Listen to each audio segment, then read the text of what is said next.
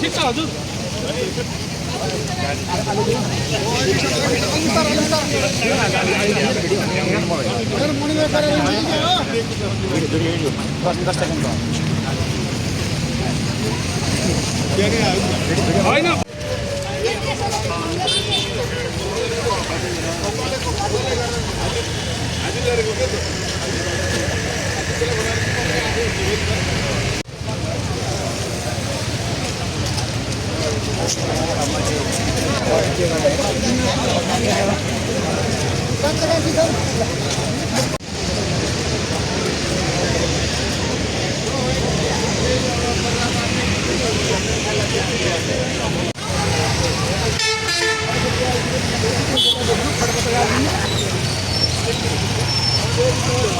विश्व प्रेस स्वतन्त्रता दिवसको अवसरमा शुभकामनाका साथै यहाँहरूको ऐक्यबद्धताका लागि हार्दिक धन्यवाद दिन चाहन्छु।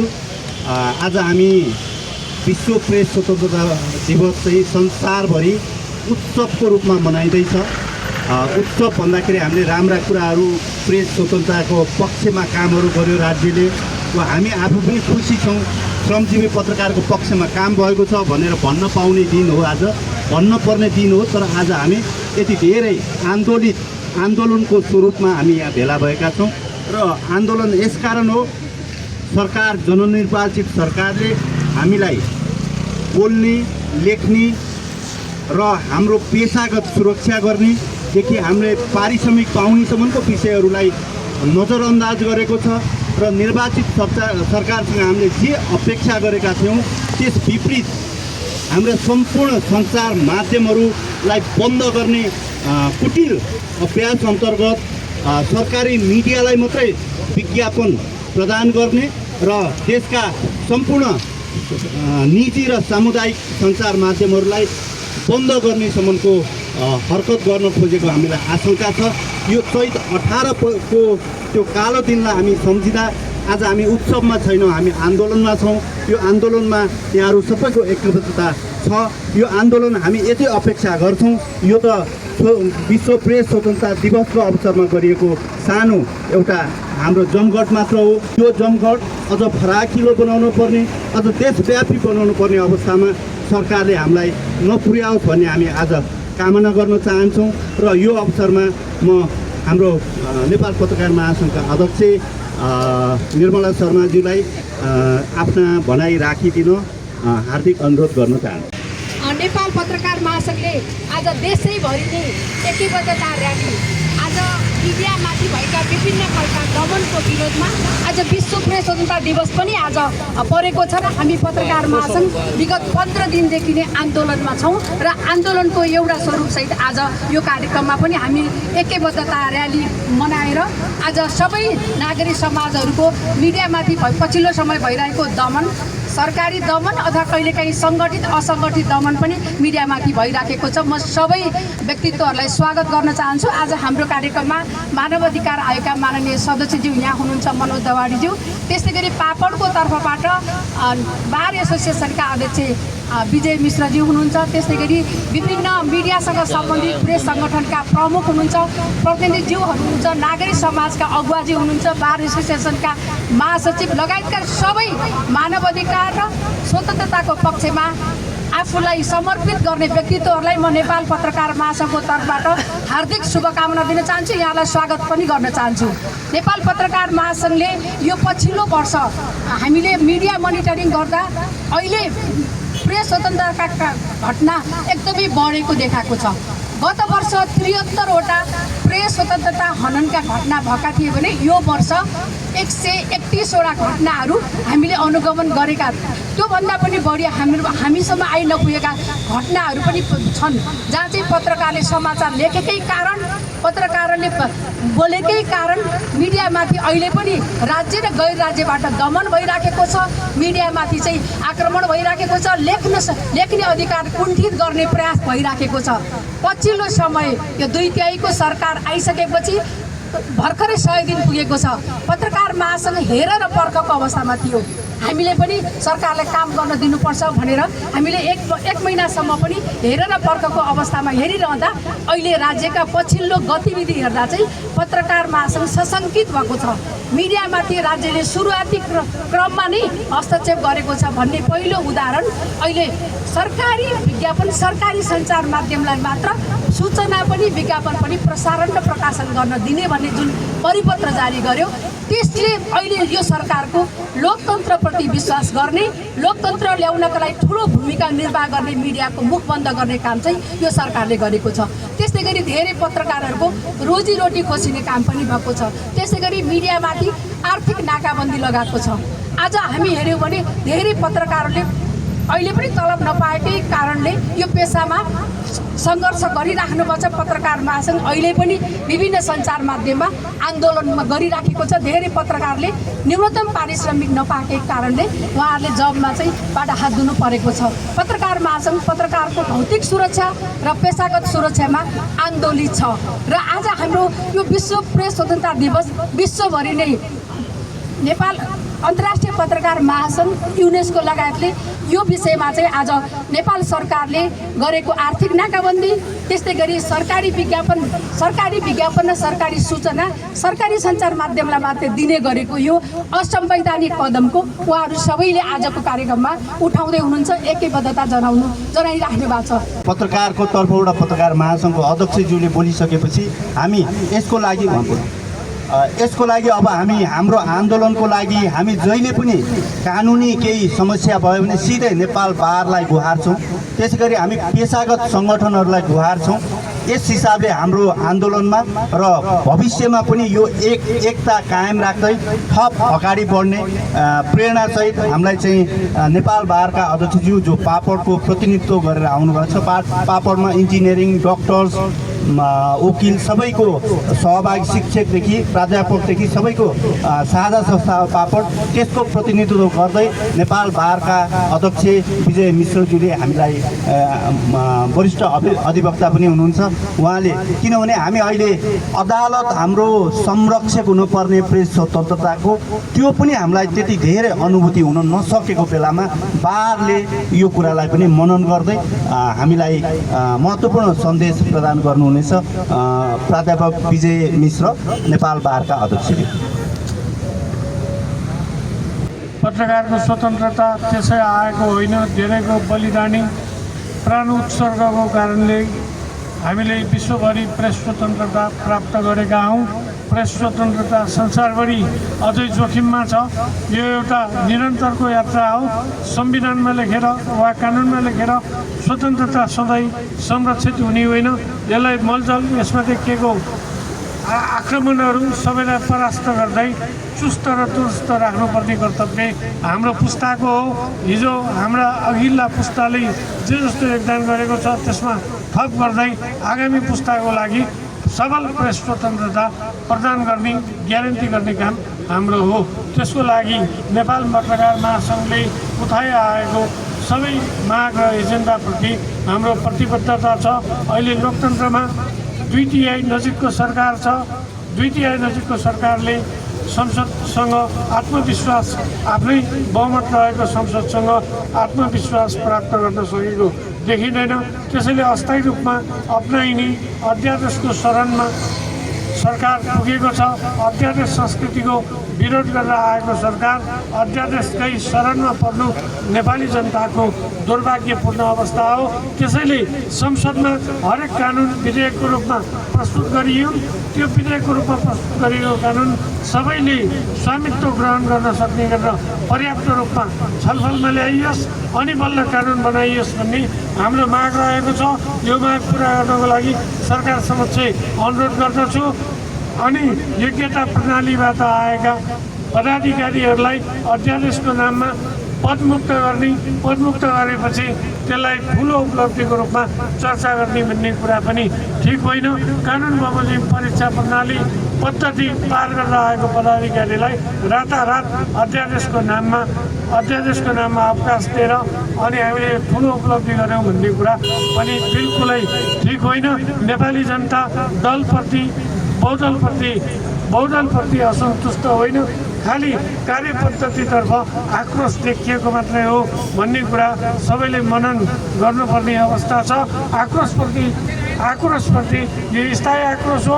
अब दलतन्त्र नेपालमा समाप्त भयो भनेर एकतन्त्रीय शासन सुरु गर्ने पद्धति पनि बिल्कुलै ठिक होइन। अदालत लामो समयसम्म बिदा भएको अवस्थामा सुकुम्बासीको नाममा वास्तविक तथ्य छानबिन नगरिकन महिला, वृद्ध, सुत्केरी, बालक, बालिका, बिरामी, नक्सापास, लाल पूर्जा, मालपोत तिरेको रसिद, नेपाल कानुनले ग्यारेन्टी गरेको कुनै पनि कुरा विचार नगरिकन डोजर, बुलडोजर सबै लगाएर मान्छेलाई विस्थापित गर्ने कुरा पनि बिल्कुलै ठिक होइन।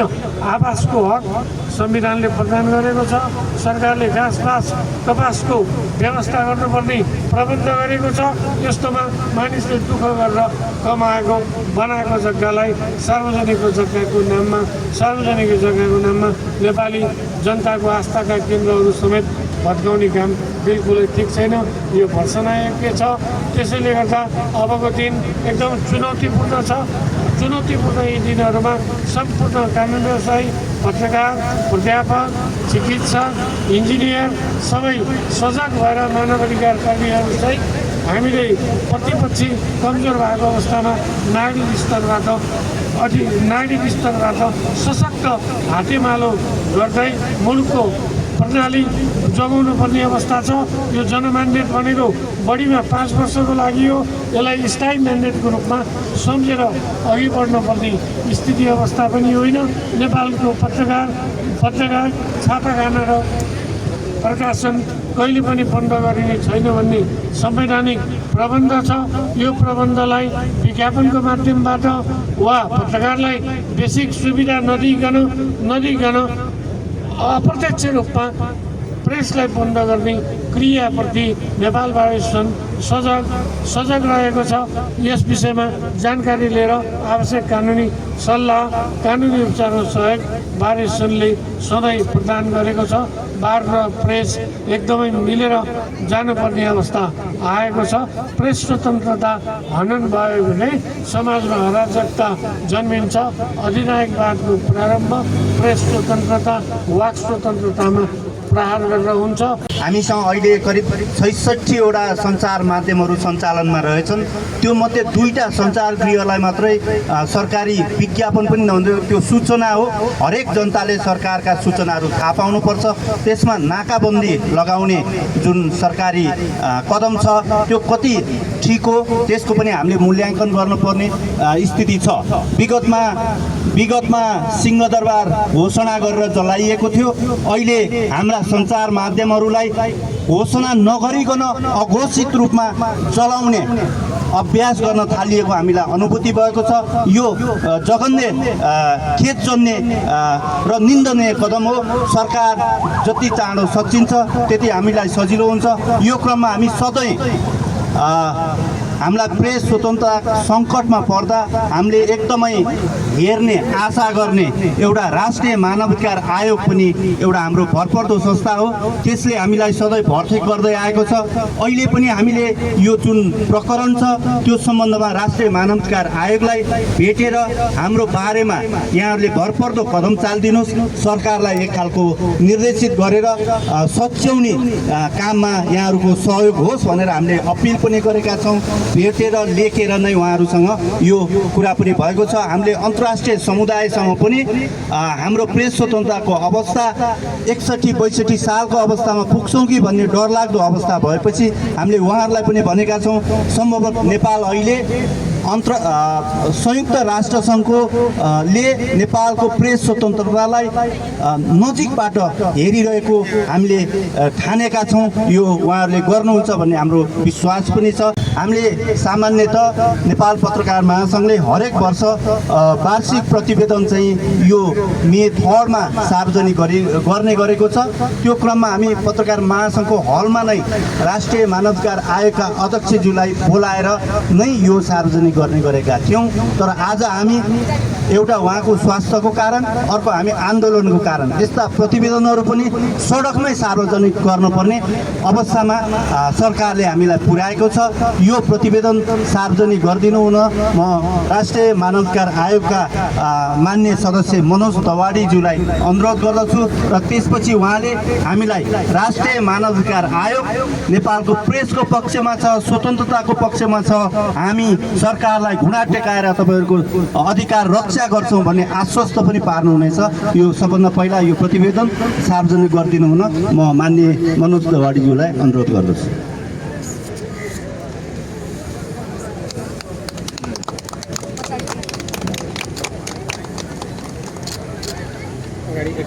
यो प्रतिवेदन हाम्रो पत्रकार महासङ्घको वेबसाइटमा राखिनेछ। यहाँले PDF भर्सनमा यो चिज हेर्न पाउनुहुनेछ। मैले यो सूचित पनि गरेँ। अब म मान्य मनोज दवाडीज्यूलाई आफ्नो भनाइहरू राखिदिनु हुन अनुरोध गर्दछु। धन्यवाद महासचिवज्यू।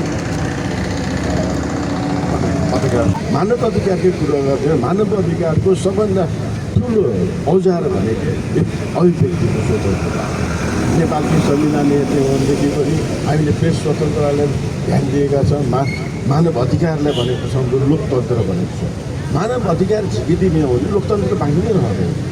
त्यसमा पनि मानव अधिकारभित्र पनि यो अभिव्यक्तिको स्वतन्त्रता झिकिदिने हो, यसलाई चाहिँ बन्द गरिदिने हो, प्रेस स्वतन्त्रतालाई झिकिदिने हो भनेदेखि मानव अधिकारको कुनै औचित्य नहुँदैन। मानव अधिकार भन्ने नै मर्यो होला।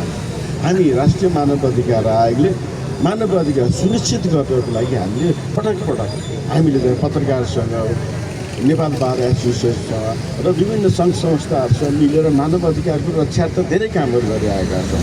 र अहिले जुन यो सरकारले गरेको काम कारबाही गरेको छ यसबाट प्रेस स्वतन्त्रतामा असर पर्न सक्छ कि पर्न गयो कि भन्नेतर्फ पनि हामी त्यत्तिकै चिन्तित छौँ। अब प्रेस स्वतन्त्रताको कुरो गर्दाखेरि यो यसै एकै दिन आएको पनि हो। यसका पनि धेरै अब विकास भयो, धेरै किसिमका व्यक्तिहरूले योगदान दिएर आजको स्थितिमा आइपुगेको छ।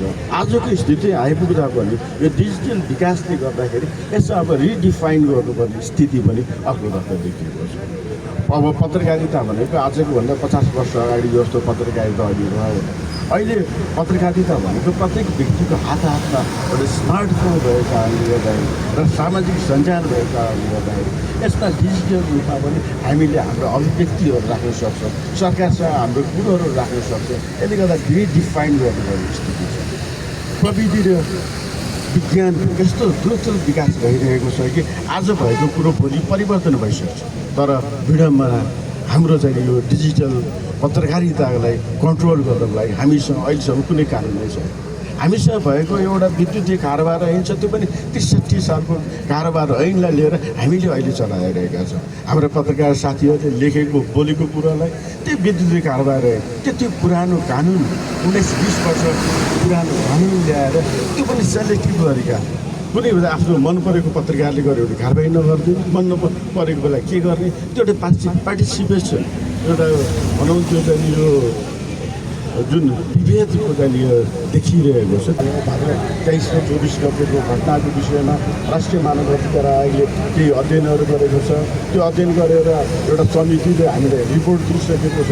रिपोर्ट अध्यक्षज्यूलाई ह्यान्डओभर गर्यो र अध्यक्षज्यूले ह्यान्डओभर गरिसकेपछि त्यो प्रतिवेदनमा हामी छलफल गरेर चाँडै नै हामी चाहिँ के भनेदेखि दोषीलाई कारबाही गर्ने लगायतका सिफारिसहरू र भविष्यमा फेरि त्यस्ता घटनाहरू दोहोरियो नदिने के उपाय गर्न सकिन्छ त्यसको पनि सिफारिसहरू हामी नेपाल सरकारलाई गर्नेछौँ।